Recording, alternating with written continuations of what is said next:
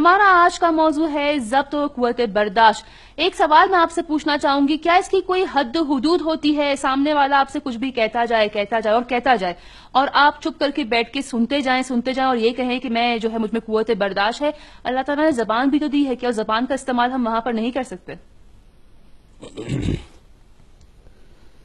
علیکم السلام ورحمۃ اللہ وبرکاتہ۔ سب سے پہلے شکر گزار اور سپاس گزار ہیں خالق کائنات کے کہ پروردگار عالم نے ہمیں یہ بہترین فرصت اور موقع میسر کیا ہے، اور درود و سلام ہو محمد و آل محمد پر کہ جن کے تصدق و توسل سے ان کی تعلیمات پر روشنی ڈالنے کے لیے ہم یہاں پر جمع ہیں۔ سب سے پہلے کہ میں آپ حضرات سامعین و ناظرین اور عالمی سحر نسیم زندگی والوں کا شکر گزار ہوں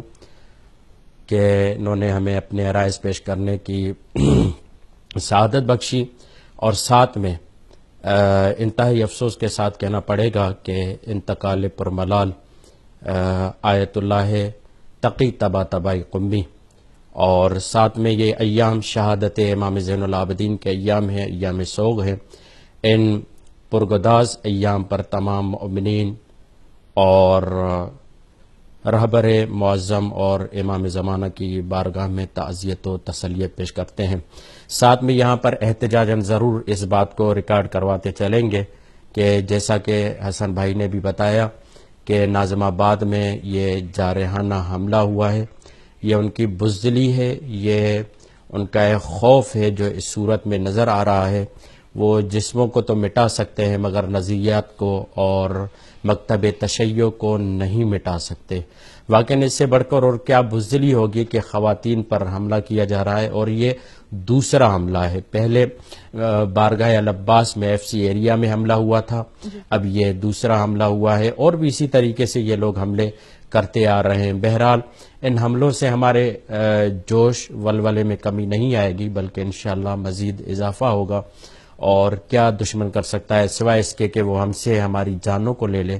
مگر ہم سے مکتب اہل بیت کو ہم سے نہیں لے سکتا، مکتب تشیع کو ہم سے نہیں لے سکتا۔ یہ جو ہمارا ایک تعلق ہے حضرت امام زمانہ سے، امام معصومین علیہ السلام سے، اس تعلق کو یہ سمجھتے ہوئے کہ وہ سمجھے کہ ہمارے بدن کو مار کر وہ اس تعلق کو ختم کر دیں گے، نہیں، بلکہ یہ تعلق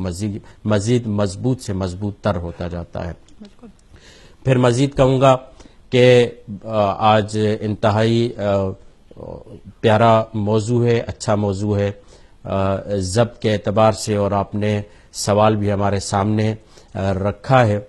کہ کس حد تک ہم ضبط کر سکتے ہیں۔ روایات میں امام معصومین علیہ السلام نے، قرآن نے، خود جتنے سائیکولوجسٹ ہیں یا جو اس وقت دنیا کے ماہر افراد کہلائے جاتے ہیں سوشولوجی کے حوالے سے، سماج میں اٹھنے بیٹھنے کے حوالے سے، وہ فرماتے ہیں کہ جس قدر ممکن ہو سکے صبر کیا جائے، جس قدر ممکن ہو سکے ضبط کیا جائے، جس قدر ممکن ہو سکے انسان اپنے احساسات کو اپنے قابو میں رکھے۔ ہم یہاں پر ضرور، چونکہ امام زین العابدین کے ایام ہے تو یہ روایت امام زین العابدین علیہ الصلاۃ والسلام کے آپ کے سامنے پیش کرتے ہیں۔ الخیر کلہ صیانۃ الانسان النفس، انسان کی تمام نیکی اس میں ہے کہ وہ اپنے نفس پر ضبط کرے، اپنے نفس کو روکے، اور جو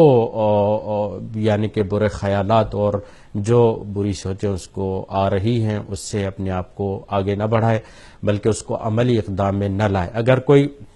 ظلم کرتا ہے، مگر یہاں پر یہ خیال رہے کہ یہ مکتب عیسیٰ کی طرح نہیں ہے کہ جس میں یہ کہا گیا ہے کہ اگر کوئی ایک گال سے تماچا مارے تو دوسرا گال اسے دے دو۔ یہ ظلم ستیزی کو پسند نہیں کرتا، یعنی یہ نہیں کہتا کہ ظلم قبول کرو۔ یہ اسلام کا درس ہے کہ ظلم کے خلاف اٹھنا ہے۔ جہاں پر ظلم ہو رہا ہے، قرآن مجید نے